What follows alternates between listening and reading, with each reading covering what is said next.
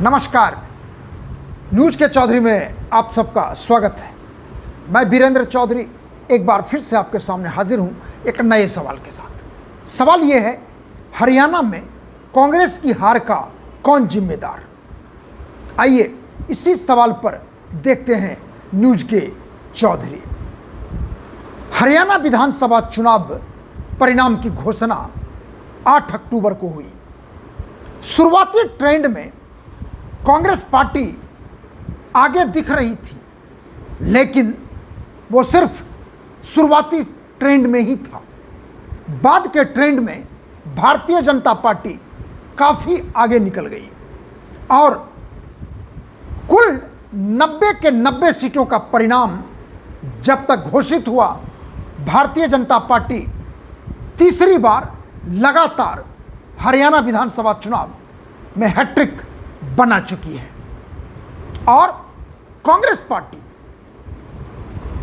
फिसलती गई और 37 सीटों पर आके रुक गई।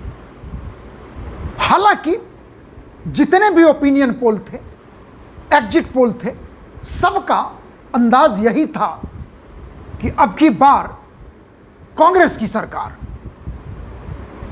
ये बात अलग है कि मेरा जो अनुमान था, आपने मेरे वीडियो को हरियाणा पर देखा होगा कि मेरा मानना था कि भारतीय जनता पार्टी हैट्रिक बनाएगी, तीसरी बार लगातार भाजपा सरकार होएगी और वो हुआ। हालांकि यह मेरा अनुमान था, बाकी जितने भी अनुमान थे मैं बताऊंगा आगे आपको, सब के सब यही कह रहे थे कि कांग्रेस पार्टी हरियाणा में 90 में से 50 सीट पार करेगी, लेकिन हुआ उल्टा। 90 सीटों में बीजेपी को मिला 48 सीट, कांग्रेस को मिला 37 सीट, आईएनएलडी को मिला 2 और इंडिपेंडेंट को मिला 3 सीट। यदि पिछले चुनाव से हम तुलना करें, विधानसभा चुनाव परिणाम से, 2019 में बीजेपी को मिला था 40 सीटें और अब की बार 48 यानी 8 सीटों का इजाफा। कांग्रेस को पिछली बार मिला था 31 सीट, अब की बार 37 यानी 6 सीटों का इजाफा। आईएनएलडी को पिछली बार मिला था 1 सीट, अब की बार 2, 1 इजाफा। इंडिपेंडेंट पिछली बार जीता था 7, लेकिन अब की बार सिर्फ 3 की जीत हुई। यानी जितने भी रीजनल पार्टी चुनाव लड़ा, तकरीबन सब के सब हार गए। सिर्फ आईएनएलडी के 2 और इंडिपेंडेंट 3, 5 यानी 5 सीट अन्य के खाते में गया और बाकी 85 सीटों में 48 बीजेपी और 37 कांग्रेस। अब सवाल उठता है कि सारे ओपिनियन पोल कह रहे थे, एग्जिट पोल कह रहे थे, मैं आपको बताना चाहता हूं एग्जिट पोल। देखिए, हरियाणा का एग्जिट पोल 8 एजेंसियों ने किया था। तकरीबन सब ने कांग्रेस को 50 से ज़्यादा सीटें दी थी मिनिमम। मैक्सिमम यदि आप देखें तो यदि हम एवरेज निकाल के बताएं आपको, तो एक्सिस माई इंडिया का एवरेज था, यानी 53 और 65 बना दीजिए, 59 सीट यानी 59 आउट ऑफ 90। यदि एग्जिट पोल्स के पोल ऑफ पोल्स का आंकड़ा देखें 8 एजेंसी का, वो 54 था। यानी यहां पर एग्जिट पोल फेल हो गया। लेकिन मेरा एग्जिट पोल नहीं था, लेकिन मेरा अनुमान था कि बीजेपी यानी भाजपा हैट्रिक जरूर बनाएगी और इसका आधार था मेरा हिस्टोरिकल डेटा, लोकसभा चुनाव 2024 का डेटा और उन सबको मिला के हमने कहा था कि बीजेपी लगातार तीसरी बार हरियाणा में सरकार बनाएगी, यानी हैट्रिक बनेगा, और वही हुआ। लेकिन ये जितने बड़े बड़े एग्जिट पोल करने वाले एजेंसी थे, सब के सब फ्लॉप हो गए। और एक एजेंसी का जिसका मैंने जिक्र किया, एक्सिस माई इंडिया, जिसकी मैं तारीफ करता हूं हमेशा, उनके भी आंकड़े चित हो गए। और आपको आश्चर्य होगा, पोल ऑफ पोल्स का आंकड़ा बीजेपी के लिए कितना था आप जानते हैं? 27। और यदि आप एक्सिस माई इंडिया का फिगर देखें बीजेपी के लिए, तो रेंज था 18 से 28, यानी एवरेज बन रहा था 23, और मिला कितना? दुगुना से भी ज्यादा, यानी बीजेपी को मिला 48 सीट। तो कहने का मतलब है कि exit polls, opinion polls, narratives सब के सब बनाए गए कि बीजेपी लगातार तीसरी बार सरकार नहीं बना पाएगी, हार जाएगी। और देखिए, कांग्रेस भी इस बात को तकरीबन मान चुकी थी कि उनकी जीत तय है। और ये जो स्टैग्नेंसी था या ओवर कॉन्फिडेंस था कांग्रेस के मन में, उसको सीधा सीधा ऐसा करारा झटका लगा 8 अक्टूबर को कि कांग्रेस पार्टी चारों खाने चित्त हो गई। और मेरा सवाल बनता है इसीलिए कि आखिर हरियाणा में कांग्रेस की हार का कौन जिम्मेदार? और इसके लिए हम आपको बताएंगे, लगभग यूं कहें कि 10 कारण, कि 10 कारण वो हैं जिनकी वजह से हरियाणा में कांग्रेस की हार हो गई। हालांकि मैं हार का ही प्रेडिक्ट किया था, फिर भी 8 एजेंसियों ने जीत की बात की थी, तो मान लेते हैं थोड़ी देर के लिए कि उन एजेंसियों ने जो नंबर दिया, आखिर कांग्रेस को वो नंबर, बल्कि आसपास का भी नंबर क्यों नहीं मिला? स्थिति क्यों उलट गई? बीजेपी पिछले 3 विधानसभा चुनाव से जीत रही है, सबसे हाईएस्ट नंबर है। 2014 में विधानसभा चुनाव में बीजेपी को मिला था 47 सीटें 90 में से। 2019 में 7 सीटें घटी, यानी 40 मिला, और इसलिए जेजेपी के साथ मिलकर सरकार बनानी पड़ी। लेकिन तीसरी बार कहां पोस्टर कह रहे थे बीजेपी हार रही है, और हरियाणा की जनता ने हार तो छोड़िए, स्पष्ट बहुमत से भी ज्यादा 1 सीट दिया, यानी चाहिए था 46 और मिला 2 सीट, यानी 48। सवाल उठता है, चूक कहां हो गई कांग्रेस को? अब आप सुनिए कि चूक कांग्रेस की हुई कहां। अब आप ध्यान दीजिएगा, मैं आपको जिस बात के लिए आप मेरा वीडियो देखिएगा कि जब लोकसभा चुनाव हुए थे तो उसमें बीजेपी अकेले चुनाव लड़ी थी 10 सीट पे। हरियाणा में 10 लोकसभा सीटें, और कांग्रेस ने आपके साथ समझौता किया था। 9 सीटों पर कांग्रेस और 1 पर आप, और परिणाम था 10 में से 5 सीट मिला बीजेपी को और 5 सीट मिला कांग्रेस को। अरविंद केजरीवाल 1 सीट पर चुनाव तो लड़े लेकिन जीत नहीं पाए।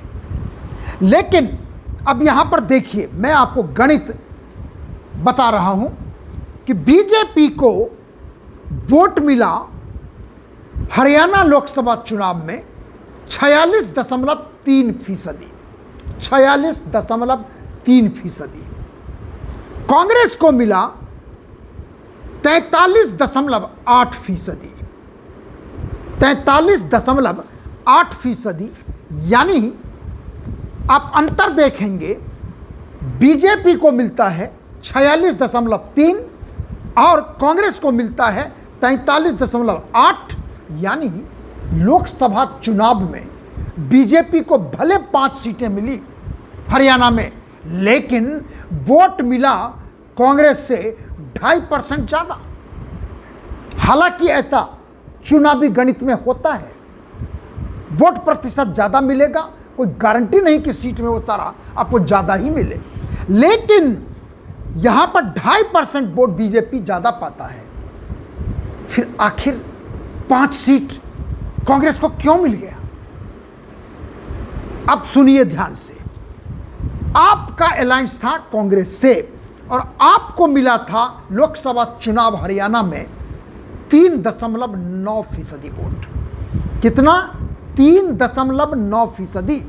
और कांग्रेस के वोट में आप जोड़ दीजिए 43.8% और 3.9%। जानते हैं जोड़ कितना होता है? 47.7%। अब आप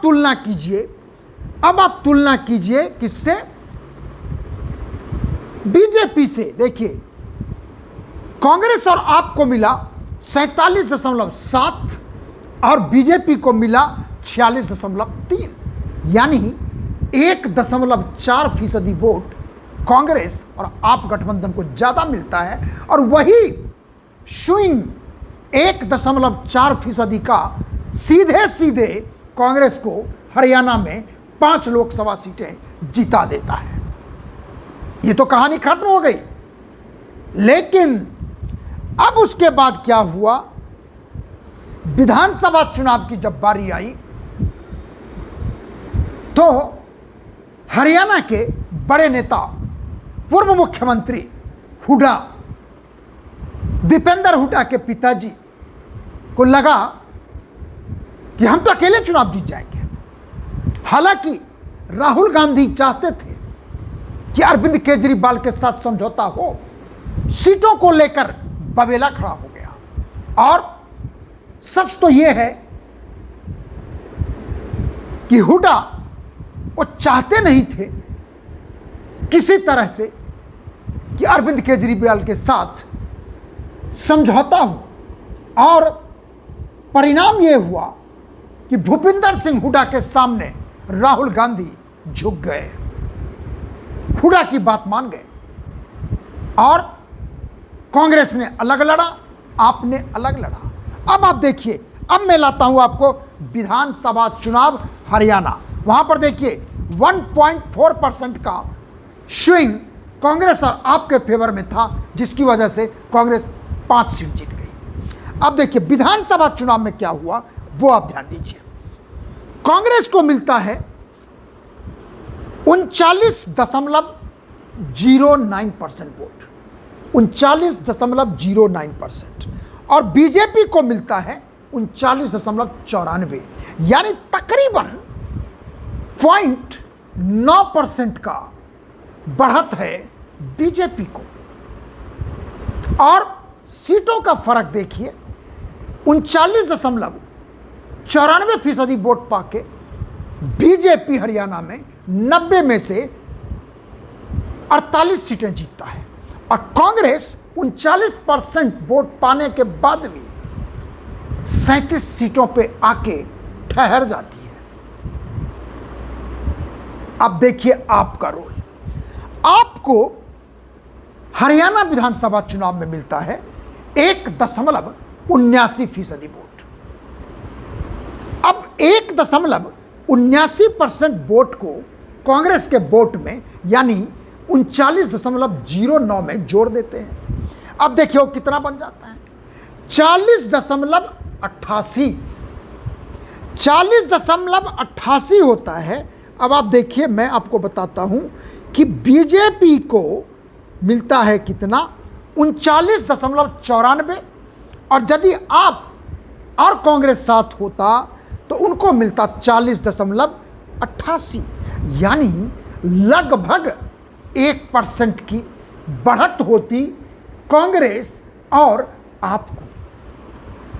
और जैसे मैंने कहा कि लोकसभा चुनाव में 1.5% से भी कम स्विंग था आप और कांग्रेस अलायंस का, बीजेपी पर, जिसने 5-5 सीट बांट दिया। यदि हरियाणा में यही होता तो यकीन मानिए जो अभी आंकड़े आए हैं कि 5 ऐसे सीट हैं जहां पर बीजेपी जीती है हरियाणा में, वो 5 सीट कम से कम कांग्रेस हरियाणा में जरूर जीतती यदि आप और कांग्रेस साथ होते। आप समझ रहे होंगे कि हम ऐसा क्यों कह रहे हैं, और ये सबसे बड़ा कारण है हरियाणा में कांग्रेस के हार की। और इसकी परीक्षा आप देख ही लिए कि हम दोनों के वोट को जोड़ते हैं तो बीजेपी के वोट से ज्यादा होता है। और आपको मैं याद दिलाना चाहूंगा कि मेरा वीडियो देखिएगा, जिस दिन यह तय हो गया कि आप और कांग्रेस का समझौता नहीं होगा, मैंने ये कहा था कि यह समझौता ना होना भारतीय जनता पार्टी के लिए वरदान साबित होगा, और वो हुआ। लेकिन कौन समझाए हुड्डा को, जो हरियाणा के दिग्गज नेता हैं, बड़े नेता हैं, भूपिंदर सिंह हुड्डा, जो 10 बरस हरियाणा के मुख्यमंत्री रह चुके हैं। और राहुल गांधी को कौन समझाए, जो अपने अकल का इस्तेमाल नहीं करते हैं। हुड्डा ने कहा, वो मान गए। और इसी मामले में आपको मैं और कुछ आगे बताना जा रहा हूं कि हार का कारण क्या है। अब दूसरा देखिए, ये तो आप समझ गए कि आप और कांग्रेस का अलायंस होता तो स्थिति कुछ और होती। कास्ट फैक्टर देखिए, हम कहने के लिए भले जो कहते हैं कि जाति खत्म हो जानी चाहिए, जाति व्यवस्था कोड़ है, जाति व्यवस्था हिंदुओं का बहुत बड़ा अभिशाप है, लेकिन सच्चाई है। लोकतंत्र में, भारत के लोकतंत्र में जाति का बहुत बड़ा स्थान है। यह अलग बात है कि नरेंद्र मोदी के आने के बाद, 2014 के बाद हिंदुओं में थोड़ा सा वो बदलाव आया है, लेकिन अभी भी वो व्यवस्था टूटी नहीं है, खंडित नहीं हुई है। जो मैं भी चाहता हूं कि हिंदू समाज का यदि कल्याण होना है तो उनमें जातिगत व्यवस्था को धराशायी करना ही पड़ेगा। बहरहाल मैं आपको बताना चाहता हूं हरियाणा के कास्ट फैक्टर का। आप मेरा पुराना वीडियो देखिएगा हरियाणा पर। मैंने कहा था एक बात, वो बात यह है कि हरियाणा में जाटों की संख्या 22% है और मुसलमानों की संख्या 7% है। कुल कितना बना? 29%। मान लीजिए 30%। स्थिति यह है कि हरियाणा में भारतीय जनता पार्टी का आधार ना ही मुस्लिम वोट है और ना ही जाट वोट है। भारतीय जनता पार्टी की जीत का सबसे बड़ा कारण non Jat, non Muslim vote है। और इसीलिए 2014 में चाहे 2019 में बीजेपी भारी विजय के साथ, चाहे वो विधानसभा का चुनाव हो चाहे लोकसभा का चुनाव हो, हरियाणा में दर्ज किया था। बल्कि 2024 विधानसभा चुनाव में भी वोटों का फासला कांग्रेस से ज़्यादा था, यानी कांग्रेस को कम था और बीजेपी को ज़्यादा था। वो तो डिफरेंशिएटर साबित हुआ आपका वोट। तो कहने का मतलब है, यदि आप जाट का वोट और मुसलमान का वोट छांट दीजिए तो यानी बचा कितना? 70%। और 70% में 20 से 21 या 22% तो दलित है। ओबीसी लगभग 35 से 40% है, बाकी जनरल कास्ट है। और हरियाणा की राजनीति का एक खासियत है कि जाटों के साथ वहां के दलित जाना पसंद नहीं करते। जो उनका नेचुरल अलायंस है वो नहीं बनता। और आपने इस बार के चुनाव में देखा कि कुमारी शैलजा का हाथ पकड़ के और हुड्डा का हाथ पकड़ के रैली में राहुल गांधी एका होने की बात करते हैं और संकेत देते हैं। लेकिन सवाल है कि क्या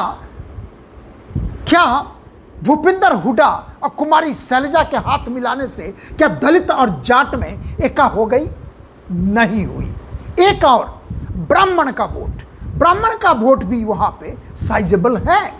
लेकिन वही बात है वहां पर कि ब्राह्मण भी जाटों के साथ जाना नहीं चाहते, और इसका परिणाम है कि वो जाट के साथ जाना नहीं चाहते और दलितों के साथ रहना वो पसंद करते हैं राजनीतिक रूप में। और यही कारण है कि हरियाणा में चाहे दलित हो या ब्राह्मण हो या ओबीसी हो, वो एक साथ रह सकते हैं बशर्ते कि उस ग्रुप में जाट ना हो। और जो बीजेपी का आधार है, जो हरियाणा के नायब सिंह सैनी चीफ मिनिस्टर हैं, खट्टर की जगह बनाया गया। कारण क्या है? सैनी ओबीसी समाज से आते हैं और हरियाणा में लगभग 40% ओबीसी है। यादवों की संख्या खास है।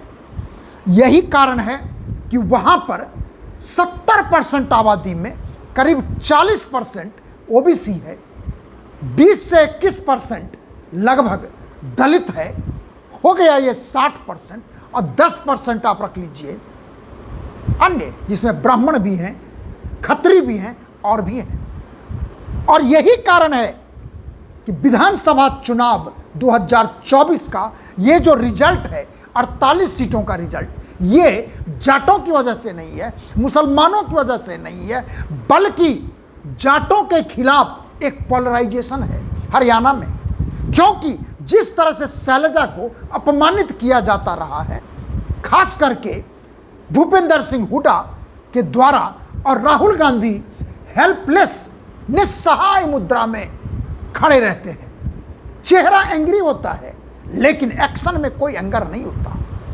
जो भी एंगर होता है उनका राहुल गांधी का, वो मोदी पर उतारते हैं, राष्ट्रीय मुद्दों पर उतारते हैं, लेकिन लोकल मुद्दे पर आके फेस हो जाते हैं। तो नंबर 2, जो जातिगत गणना है, कैलकुलेशन है, वो कांग्रेस के पक्ष में नहीं था। और इसी आधार पर जो मैंने अनुमान लगाया था, हिस्टोरिकल डेटा और कास्ट डेटा के आधार पर, मैंने कहा था कि हरियाणा में भारतीय जनता पार्टी लगातार तीसरी बार सरकार बनाएगी और हैट्रिक बनेगा।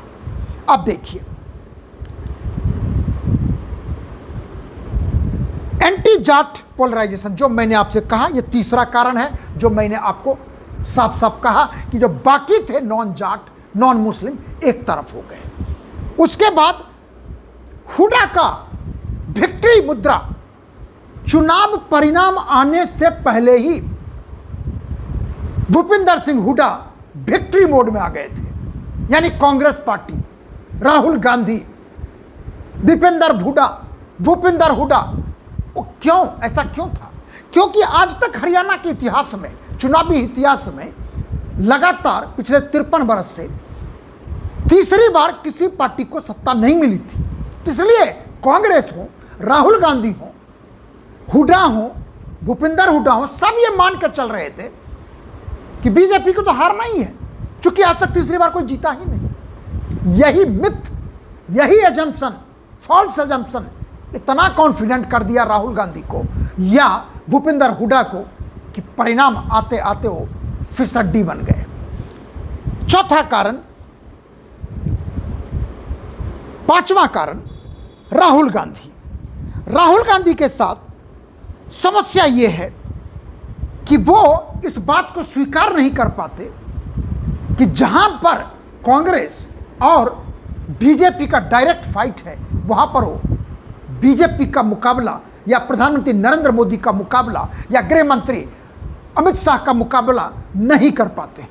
और इसका उदाहरण है मध्य प्रदेश, छत्तीसगढ़, राजस्थान, नहीं कर पाते।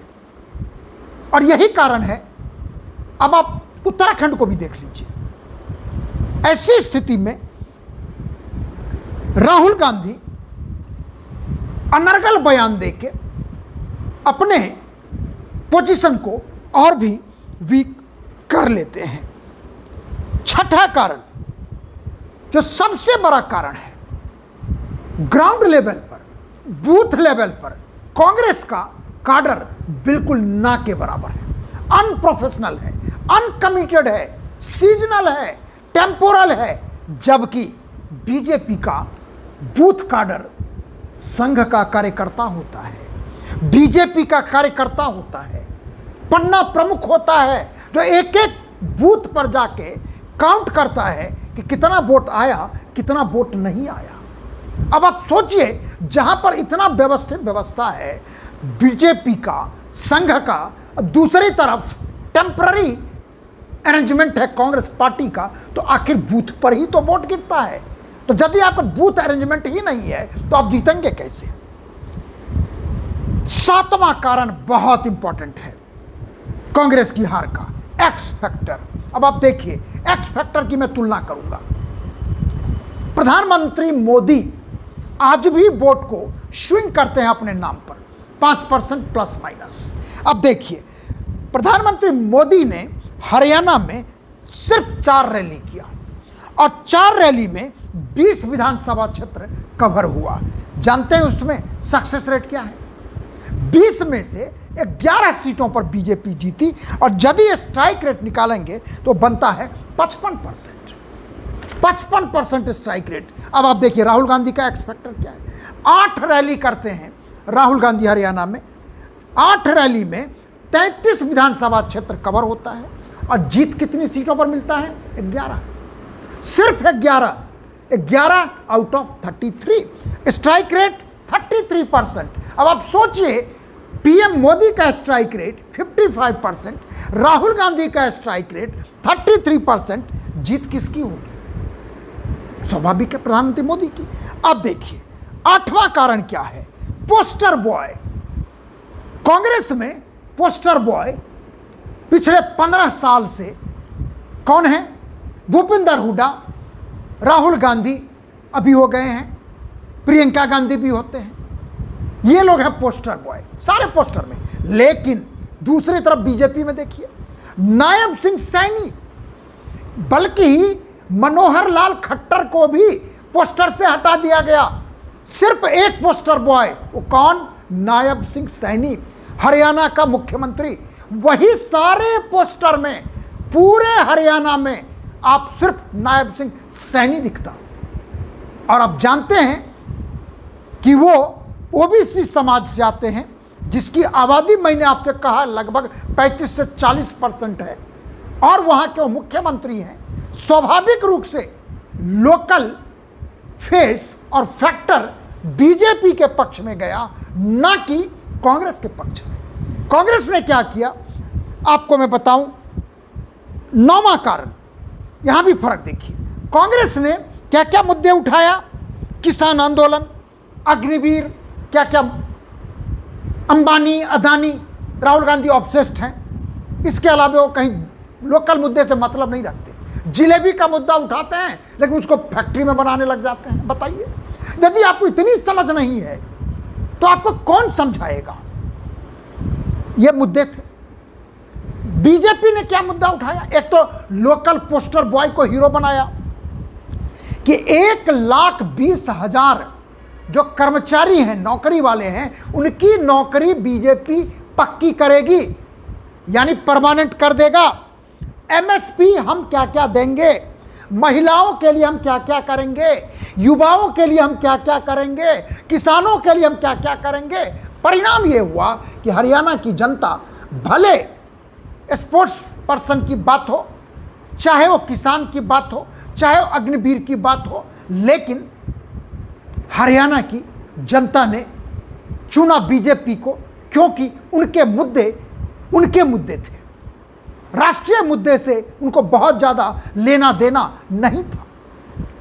और यही कारण है कि यहाँ भी कांग्रेस के फेल होने का कारण बना। और आखिरी है 10वां कारण। इतने 9 कारण मैंने बताया, तो आप जानना चाहेंगे कि आखिर मेरे हिसाब से, मेरे विचार से कांग्रेस के हार का जिम्मेदार कौन? मेरा साफ साफ कहना है कि कांग्रेस के हार का जिम्मेदार सिर्फ 2 आदमी है, राहुल गांधी और भूपिंदर सिंह हुड्डा। और इन दोनों के कारण ही, ओवर कॉन्फिडेंस के कारण ही, अलायंस रिलेक्टेंट के कारण ही, नेशनल मुद्दे को जबरदस्ती थोपना, ये सब कारण मिलके ग्राउंड रियलिटी से दूर रहना सबने कांग्रेस को डुबो दिया। और इस कांग्रेस के नैया को डुबोने में सबसे बड़ा जिम्मेदार राहुल गांधी स्वयं है और हरियाणा के पूर्व मुख्यमंत्री भूपिंदर सिंह हुड्डा।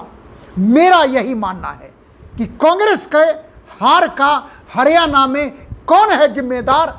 जिम्मेदार है सिर्फ दो आदमी, राहुल गांधी और भूपिंदर सिंह हुड्डा। बाकी आप भी इससे सहमत हो सकते हैं, असहमत हो सकते हैं। हम दोनों स्थिति में आपके विचारों का सहृदय सम्मान करेंगे। आखिर में एक बात हम जरूर कहना चाहेंगे कि आप यदि मेरे कार्यक्रम को पसंद करते हैं तो इसे आप लाइक करें, शेयर करें और यदि कुछ कहना चाहते हैं तो कमेंट सेक्शन में जाके अपनी बात जरूर लिखें। और एक और निवेदन आपसे कि मेरे YouTube चैनल को आप जरूर सब्सक्राइब कीजिए, क्योंकि आपके सब्सक्राइब करने की वजह से ही मैं आपसे मुखातिब हूँ और आगे भी हम आपसे मुखातिब होते रहेंगे। बहुत बहुत धन्यवाद। नमस्कार।